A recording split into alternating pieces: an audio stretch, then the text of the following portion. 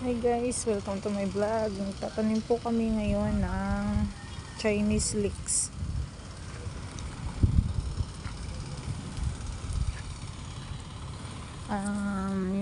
Yan po yung parang sibuyas. Pero maliliit lang po siya. Yun po sila, nagtatanim po sila. Tapos yung dalawa, ginugupit po yung mga ugat para i-transplant dito. Ganyan po magtanim. Then saglit lang po yan mabuhay kasi mahaba po buhay niyan.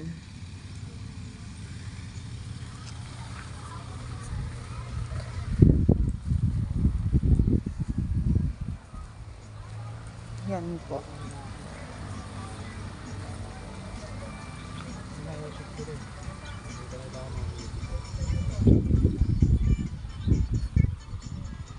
Marunong ka Richards?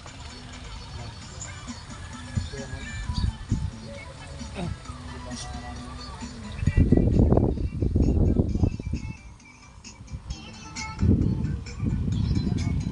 po sila.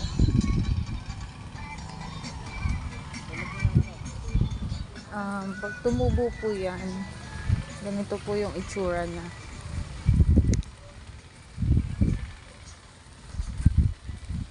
Malayo po kasi. Yan, ganito po siya. Yan po. Ganyan po siya pag tumubo.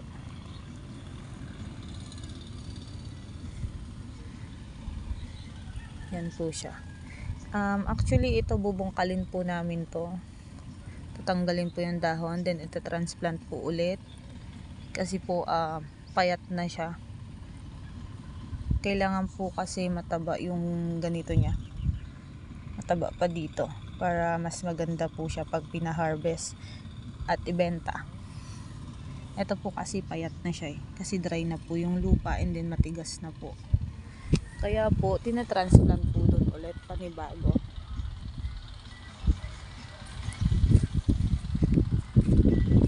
Yan po. Para po tumaba po siya ulit.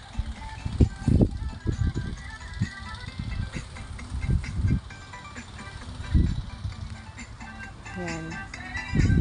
So guys, paalam muna kasi mag-harvest pa kami ng garlic sprouts. Ito po yung garlic sprouts na harvestin namin, 26 kg today. Yan po. Sabi nila bawang daw po to, pero hindi po siya naglalaman sa ilalim. Ganito lang po siya.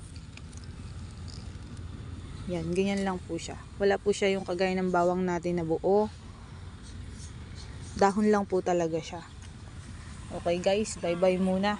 Harvest muna kami.